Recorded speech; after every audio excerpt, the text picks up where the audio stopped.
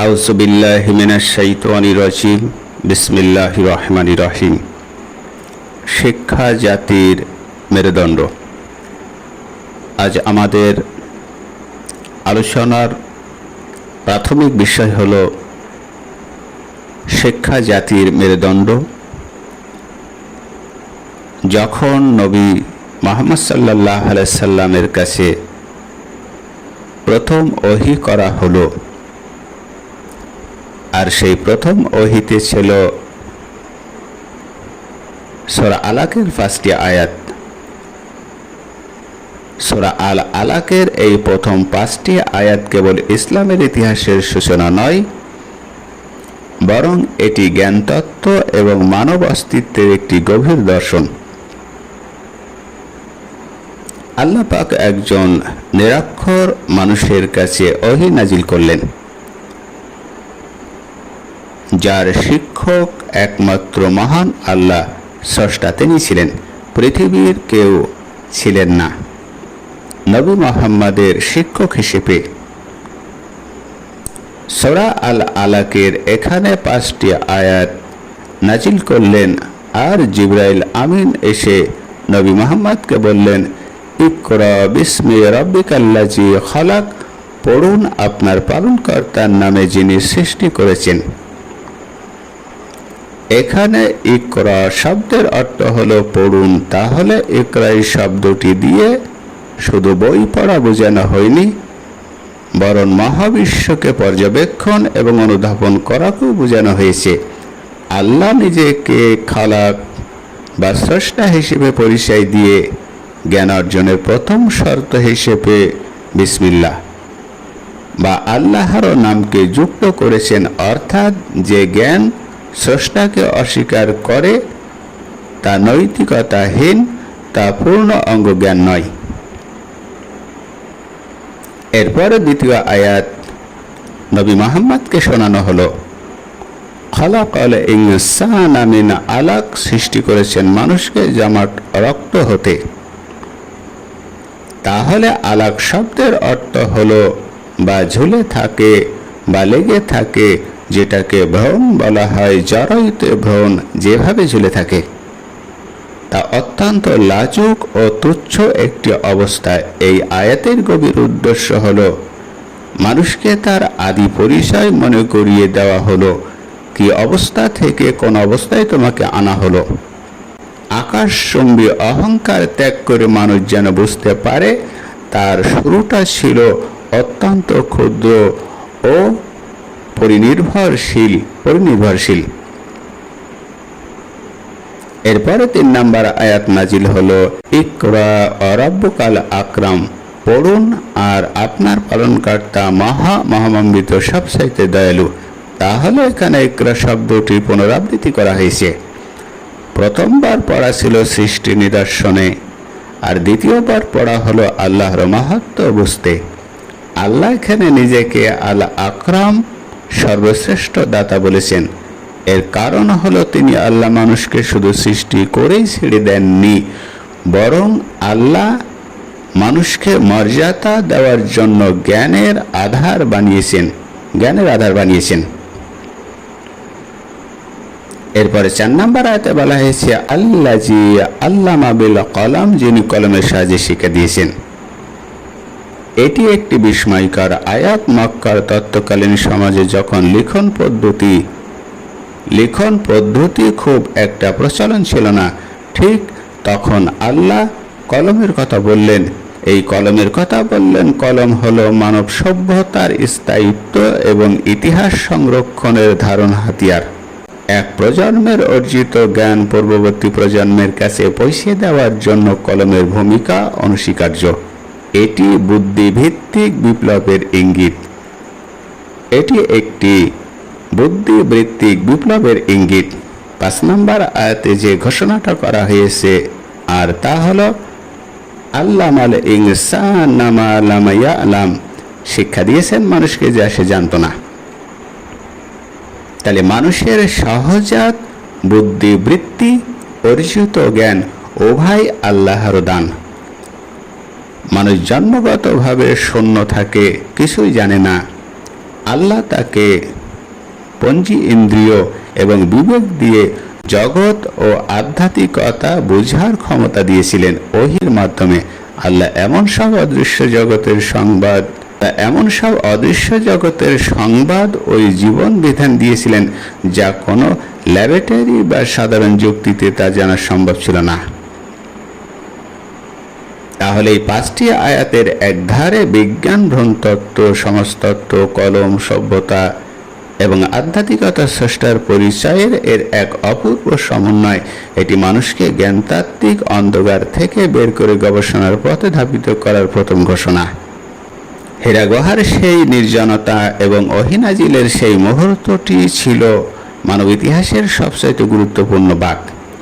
সেই ঘটনাটি কেবল নবী মুহাম্মদ সাল্লাল্লাহু আলাইহি সাল্লাম ধর্মীয় নয়, মনস্তাত্ত্বিকভাবে অত্যন্ত গভীর ছিল। আমরা সেই বিষয় নিয়ে কিছু সংক্ষিপ্ত আলোচনা উপস্থাপন করার চেষ্টা করব ইনশাআল্লাহ। নবী মুহাম্মদ সাল্লাল্লাহু আলাইহি সাল্লাম নির্জনতা ও সত্যের সন্ধানে যখন 40 বছর বয়সে পৌঁছানোর পর নবী মুহাম্মদ সাল্লাল্লাহু আলাইহি সাল্লামের মধ্যে নির্জনতা প্রায় বেড়েই গিয়েছিল। তিনি একা থাকতে পছন্দ করছিলেন। মক্কার সামাজিক অবক্ষয় দেখে মূর্তি পূজার অন্ধকারে তিনি অস্থির বোধ করতে লাগলেন। তখন নবী মুহাম্মদ সাল্লাল্লাহু আলাইহি সাল্লাম মক্কা থেকে প্রায় 3 কিলোমিটার দূরে জাবালে নূর পাহাড়ের চূড়ায় হীরা গুহায় খাবার ও পানি নিয়ে যেতেন এবং টানা কয়েকদিন স্রষ্টার ধ্যানে মগ্ন থাকতেন। এই নির্জন বাসকে বলা হয় তাহান্নুস। এখন জিবরাইল আমিন সেখানে আসলেন, আগমন করলেন। আর সেই সময়টা ছিল 610 খ্রিস্টাব্দের রমজান মাসের এক শেষ রাত। হঠাৎ গুহার অন্ধকার চিরে, কারণ সেই গুহার ভেতর ছিল অন্ধকার, হঠাৎ গুহার অন্ধকার চিরে এক ঐশ্বরিক আলো আসলো এবং এক বিশাল সত্তার আবির্ভাব ঘটল সেখানে। তিনি ছিলেন ফেরেশতা জিবরাইল আমিন। এটি নবীজির জন্য ছিল সম্পূর্ণ অভাবনীয় এক অভিজ্ঞতা। জিবরাইল আমিন সেই সময় নবী সাল্লাল্লাহু আলাইহি সাল্লামকে বললেন, প্রথম বাক্যটা ইকরা পড়ুন। তখন নবী সাল্লাল্লাহু আলাইহি সাল্লাম তিনি উত্তর দিলেন, বললেন, মা আনা বিকারি, আমি তো পড়তে জানি না। তখন জিবরাইল আমিন নবী সাল্লাল্লাহু আলাইহি সাল্লামকে জড়িয়ে ধরলেন, অত্যন্ত জোরে বুকে চেপে ধরলেন। আর এত জোরে বুকে চেপে ধরলেন যে নবী সাল্লাল্লাহু আলাইহি সাল্লাম তিনি বলেছিলেন সেই চাপের তীব্রতা সহ করা ছিল প্রায় অসম্ভব। তখন জিবরাইল আমিন ছেড়ে দিয়ে তিনি আবার নবী সাল্লাল্লাহু আলাইহি সাল্লামকে বললেন, পড়ুন। তখন নবী সাল্লাল্লাহু আলাইহি সাল্লাম আবারও একই উত্তর দিলেন। এইভাবে নবী সাল্লাল্লাহু আলাইহি সাল্লাম 3 বার জিবরাইল আমিনের প্রশ্নের উত্তর দিলেন, আমি পড়তে জানি না। আর জিবরাইল আমিন 3 বার চেপে ধরলেন, বুকে জড়িয়ে ধরলেন, চাপ দিলেন। তাকে জড়িয়ে ধরে সজোরে চাপ দিলেন। এখানে গভীর রহস্য ছিল, এই 3 বার আলিঙ্গন ছিল এবং এই চাপের মাধ্যমে মূলত নবী সাল্লাল্লাহু আলাইহি সাল্লামের পার্থিব অস্তিত্বকে ঐশ্বরিক বাণী ওহী ধারণ করার জন্য প্রস্তুত করা হয়েছিল। এটি ছিল একজন মানুষের হৃদয়ে মহান আল্লাহর কালাম স্থানান্তরের এক আধ্যাত্মিক প্রক্রিয়া। এই ওহী নাজিল ও নবী সাল্লাল্লাহু আলাইহি সাল্লামের কম্পন নিয়ে যদি আরো কিছু বলি, তাহলে তৃতীয়বার ছেড়ে দেওয়ার পর জিবরাইল আমিন সেই প্রথম 5টি আয়াত পাঠ করলেন। নবী সাল্লাল্লাহু আলাইহি সাল্লাম সেইগুলো মুখস্থ করে ফেললেন। ওহী নিয়ে জিবরাইল আমিন চলে যাওয়ার পর নবী সাল্লাল্লাহু আলাইহি সাল্লাম প্রচণ্ড ভয় পেয়ে গেলেন। যখন সূরা আল আলাকের 5টা আয়াত মুখস্থ হয়ে গেল, নবী সাল্লাল্লাহু আলাইহি সাল্লামের শরীর কাঁপছিল। নবী সাল্লাল্লাহু আলাইহি সাল্লাম ঘেমে গিয়েছিলেন, গা দিয়ে ঘাম ছুটে গিয়েছে। নবী সাল্লাল্লাহু আলাইহি সাল্লাম তখন দ্রুত পাহাড়ের নিচে নেমে আসলেন এবং নিজের ঘরে পৌঁছে গেলেন এবং স্ত্রী হযরত খাদিজা রাদিয়াল্লাহু তাআলা আনহাকে বললেন, জাম্বিলুনি, জাম্বিলুনি, আমাকে কম্বল দিয়ে ঢেকে দাও, আমাকে ঢেকে দাও। এই ঘটনায় খাদিজা রাদিয়াল্লাহু তাআলা আনহার এর ভূমিকা ছিল, সেটা ছিল ওরাকা ইবনে নওফলের কাছে গেলেন। ওরাকা ইবনে নওফলের কাছে গেলেন নবীজির এই ঘটনাটা দেখার পরে, জানার পরে হযরত খাদিজা রাদিয়াল্লাহু তাআলা আনহা তাকে অভয় দিয়ে বললেন যে কখনো নয়, আল্লাহ আপনাকে কখনো লজ্জিত করবেন না। নবী সাল্লাল্লাহু আলাইহি সাল্লামকে সান্ত্বনা দিলেন, কারণ আপনাকে এই জন্য আল্লাহ লজ্জিত করবেন না, আপনি আত্মীয়তার বন্ধন রক্ষা করেন, অসহায়দের সাহায্য করেন এবং সত্যবাদী। তার স্ত্রী এটা সাক্ষী দিচ্ছে। খাদিজা রাদিয়াল্লাহু তাআলা আনহা নবুয়াতের পাওয়ার পূর্বে নবী সাল্লাল্লাহু আলাইহি সাল্লামের আচরণ ছিল। নবী সাল্লাল্লাহু আলাইহি সাল্লামের আচরণ সম্পর্কে মা খাদিজা বলছে, আপনাকে আল্লাহ লজ্জিত করবে না, কারণ আপনি আত্মীয়তার বন্ধন রক্ষা করেন, রক্তের সম্পর্ক বিচ্ছিন্ন করেন না, অসহায়দের সাহায্য করেন, যারা অসহায় তাদেরকে আপনি সাহায্য করেন এবং আপনি সত্যবাদী, কখনো মিথ্যা বলেন না। এটা নবুয়াতের আগের কথা। তাহলে তার স্ত্রী মা খাদিজা রাদিয়াল্লাহু তাআলা আনহা নবী সাল্লাল্লাহু আলাইহি সাল্লামের ওহী পাওয়ার পূর্বেই বিবাহ করেছিলেন, তিনার আচরণ সম্পর্কে অবহিত ছিলেন।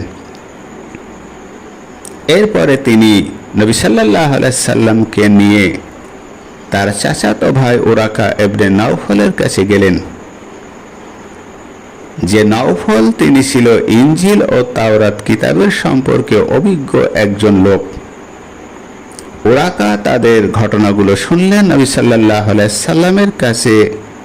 এর আগে যে ঘটনা ঘটেছে এটা শোনার পরে ওরাকা বললে, এটি সেই মানুষ গোপন বার্তার বাহক বা জিবরাইল আমিন, যিনি হযরত মুসা আলাইহিস সালামের কাছে আসতেন।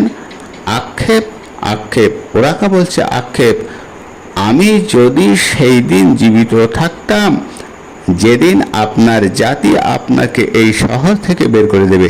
এটা নবী মুহাম্মদ সাল্লাল্লাহু আলাইহি সাল্লামকে বলছে, আপনার জাতি আপনার এই মক্কা থেকে বের করে দেবে। ওরাকা বলছে, ভবিষ্যৎবাণী করছে। কারণ ওরাকা ইবনে নওফল তিনি কিসের বিজ্ঞ ছিলেন? তিনি বিজ্ঞ ছিলেন ইনজিল এবং তাওরাতের। কারণ ইনজিল এবং তাওরাতে ভবিষ্যৎবাণী করা হয়েছে নবী মুহাম্মদের। তাই বলছে, যেদিন মুহাম্মাদের জাতি তাকে মক্কা থেকে বের করে দেবে, আমি যদি সেদিন জীবিত থাকতাম তাহলে আমি আপনার পক্ষ হয়ে কাজ করতাম। এখানে নবী সাল্লাল্লাহু আলাইহি সাল্লাম অবাক হয়ে জিজ্ঞেস করলেন, নবীজি অবাক হয়ে জিজ্ঞেস করলেন, তারা কি আমাকে বের করে দেবে? তখন ওরাকা বললেন, হ্যাঁ, আপনি যা নিয়ে এসেছেন তা যখনই কেউ নিয়ে এসেছে তখনই তার সাথে শত্রুতা করা হয়েছে। এটাও ভবিষ্যৎবাণী করছে নওফল, কারণ ইনজিল এবং তাওরাত সে পণ্ডিত ছিল, ইনজিল এবং তাওরাতের পণ্ডিত ছিল। নবী সাল্লাল্লাহু আলাইহি সাল্লাম অবাক হয়ে তার কাছে জিজ্ঞেস করলে এবং ওরাকা ইবনে নওফল সেটা বললেন। তাহলে হেরা গুহার সেই বার্তাটি ছিল পৃথিবী এবং আকাশের মধ্যে পুনরায় সংযোগ স্থাপনের বার্তা। এরপর দীর্ঘ 23 বছর ধরে ধাপে ধাপে পবিত্র কোরআন নাজিল হয়। নবী সাল্লাল্লাহু আলাইহি সাল্লাম সেই ভয় এবং মানুষের কাছে ফিরে আসা প্রমাণ করে যে তিনি একজন রক্ত মাংসের মানুষ হিসেবে এই বিশাল দায়িত্ব গ্রহণের শুরুতে কতটা বিনিয়োগ ও আবেগপ্রবণ ছিলেন। এই ছিল সূরা আলাকের 5টি আয়াতের বার্তা। আজকের আমাদের এই সংক্ষিপ্ত আলোচনা থেকে এটা নেওয়া আবশ্যক যে জাতির মেরুদণ্ড হলো শিক্ষা। আল্লাহ পাক রব্বুল আলামিন মানুষকে উদ্দেশ্য করে সর্বপ্রথম একজন নিরক্ষর মানুষের কাছে নবুয়াত দেওয়া হলো এবং তাকে সর্বপ্রথম বলল, পড়ো। তাহলে নিরক্ষর মানুষকে পড়তে বলেছে। এই কোরআন তা প্রথম ঘোষণা করেছে, ইকরা, পড়ো। আর আজকের আমাদের সমাজের দুরবস্থা, আজকের আমরা কোরআন তেলাওয়াত করতে পারি না, এবং কোরআন তেলাওয়াত না করতে পারায় আজকের আমাদের সালাত কবুল হচ্ছে না। কারণ সালাত কবুল হওয়ার পূর্ব শর্ত কিরাত সই হওয়া লাগবে। যাদের কিরাত সই নেই তাদের সালাত কবুল হবে না যদি জামায়াতের সাথে তারা 5 ওয়াক্ত সালাত আদায় না করে। আমাদের ঘরে ঘরে প্রত্যেকটি মানুষের কোরআন সেইভাবে পড়তে পারবে এবং শক্তিশালীভাবে কলম ধরতে পারবে, প্রত্যেকটা জাতির মোকাবেলার জন্য তেমন উপযুক্ত করে তোলার জন্য আল্লাহ পাক সর্বপ্রথম ইসলামের বাণী দিয়েছে, ইকরা পড়ো, ইকরা পড়ো, পড়ুন। আল্লাহ পাক রব্বুল আলামিন আমাদেরকে রক্ষা করুন, আমাদের বুঝবার মতন তৌফিক ইনায়াত দান করুন। সকলে বলুন আমিন।